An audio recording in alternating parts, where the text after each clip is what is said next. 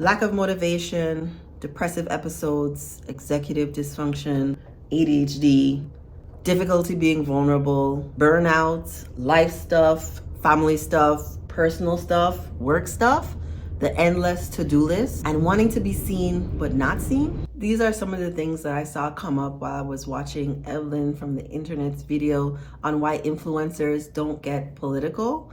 She has visually documented her experience of depressive episodes over the years, perhaps. This is what I mean when I say people have different problems. Some of us have difficulty finding a life partner. Others of us have difficulty managing and modulating our emotions to live happy and healthy lives. But let me introduce myself. I am Dr. Sharice. My YouTube channel is called Spirit Soul Sense, Information for Your Soul, and I help Black men and women experience as much joy and peace as possible. Today we're talking about how to not be so depressed. If you're interested in this topic, please stick around, give this video a like, and subscribe to my channel for more videos like this. So first off, while depression is about feelings, thoughts and feelings, it's literally why cognitive behavioral therapy is so effective at working to address symptoms of depression, you do have to do certain things.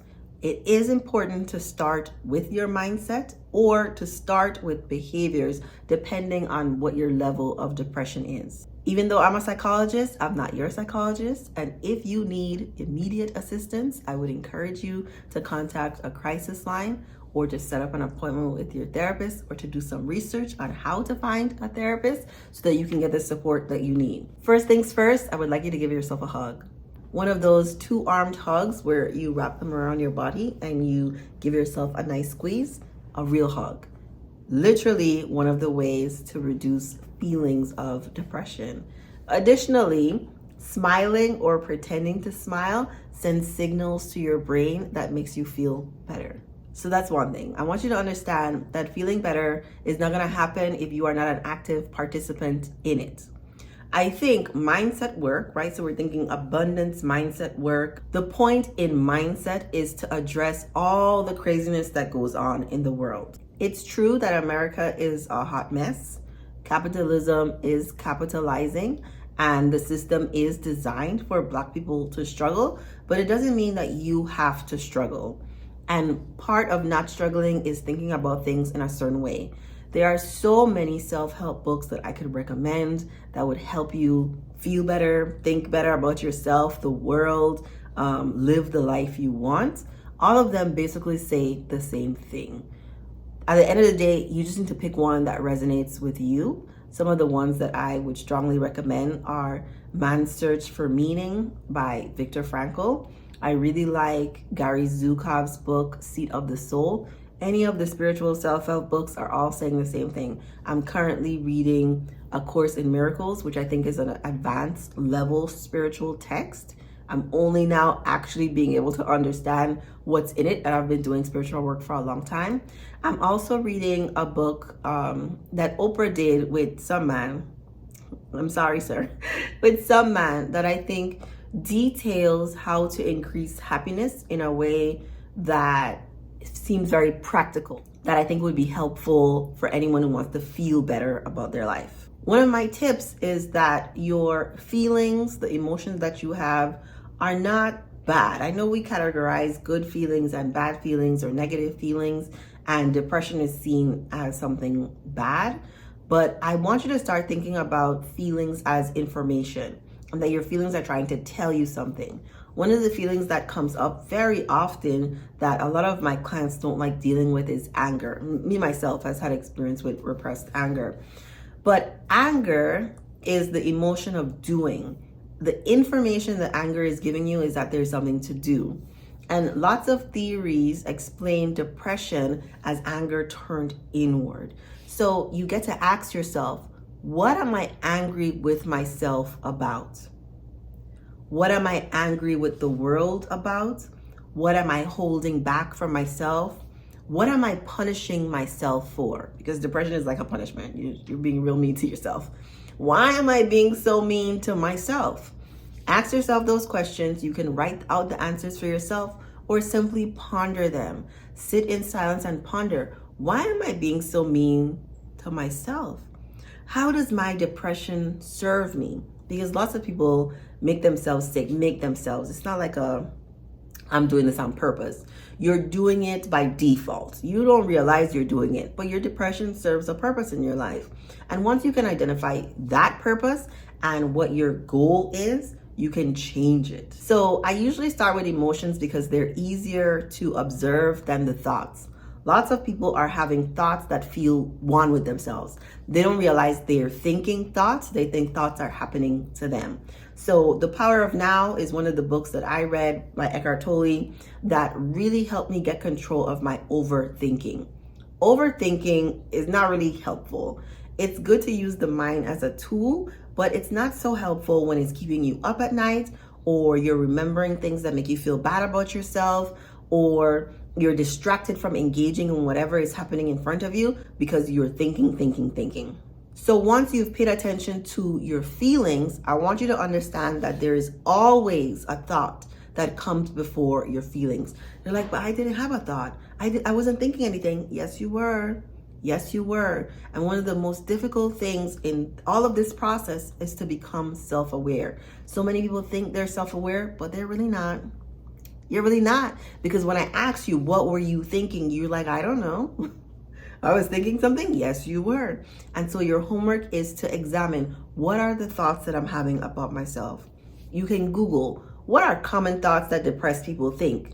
And I bet some of those statements will resonate with you. It's because you've been thinking those thoughts.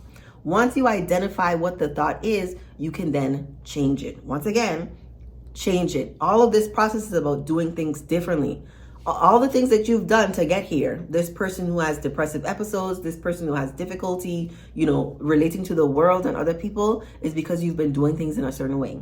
And you need to do things in a different way to get different outcomes. Now, in addition to recommending therapy or a healer or a life coach, I also encourage you to examine for yourself if medication is needed. It's not something I push on anyone because I believe there's a spiritual solution to every problem, and that if you look inward long enough and hard enough, you will find a solution. But we live in a physical world, and sometimes external help can be very beneficial.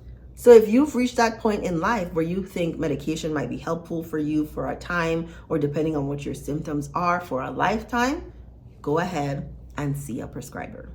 So you've examined your emotions, you've examined your thoughts. One of the strategies I strongly recommend is to not punish yourself. So it's to embrace the contradictions that are inside of you. You're human, so I know you contradict yourself, okay? I know you make mistakes. I know you don't get everything right because you're human. That's the fact of it. And one of the common human concerns is wondering, am I good enough? That's a very common one. People are asking, am I too much? Am I enough? But really at the center of it all is the person that I am. Am I enough for people, for the validation, to be celebrated, to get what I want? That's the question people want to know. Am I good enough? You're already worthy. You're already good enough. Just for having existed, you are already enough.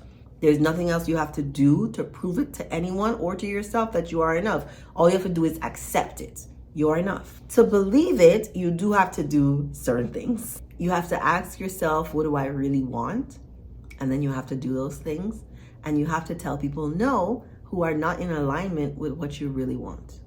Those are, I would say, moderate level to advanced things, not the asking yourself, but the execution of telling people no. I think it's so hard to not care what other people think because we're social creatures, and in evolutionary psychology, we've been conditioned to think we're going to die if we're excluded from the group. We live in the 21st century. That's just not the truth. So you have to get good with being your own thinker, for doing the things that are important to you and prioritizing them over everyone else's stuff. So in this process, you will find that you are setting goals. And one of the things about being human is goals never finish, right? You achieve one thing, you set another goal. You're on your path to another one, you see something else you want. That is natural. That is a part of being human. The difficult part is being good in the process, because life is literally lived in the day-to-day. the process of getting to a thing is much more important than getting the thing. If you are searching to buy a house, it's not just about finding the right house right now and moving in right now. It's about, oh, I'm looking at this. I'm thinking about adding that. Oh, did you see what that kitchen looked like? It's enjoying the process of finding the house, enjoying the process of furnishing the house, enjoying the process of moving in, because once you're in, right? You're in. Once you achieve the thing, you can check it off. So if you're thinking you're going to feel better after you get the thing you say you want, you won't. If you didn't enjoy the journey to get the thing, you're not going to enjoy it once you have it. So I encourage you, as you're setting goals, to understand that the process, the day-to-day, is where life is where your joy is. So create days that you really enjoy. On this journey of creating and executing your own goals, you will have something positive to look forward to that will help you to not be distracted by all the things outside of your control.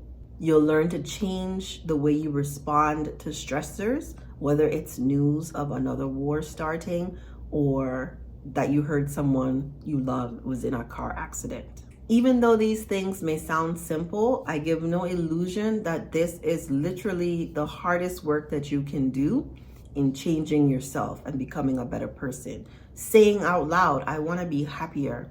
I want my life to be better. I want more money. I want more love. I want more positive experiences. I want to have more fun. Literally the hardest job you can do is changing your mindset, changing the way that you do things. But it will help you reduce your experience of depression. And it starts with one baby step at a time. Doing some research on a book, doing some research on discipline, telling yourself, you know what? I don't feel like going for that walk today, but I'm gonna do it anyway. Maybe I don't do 30 minutes, maybe I just do 5, right? It's reminding yourself to be gentle, nurturing to yourself, kind to yourself, the kindest you can be to yourself, because you deserve it. Let me know what you think in the comments. Remember to like this video, subscribe to my channel, and thank you for watching.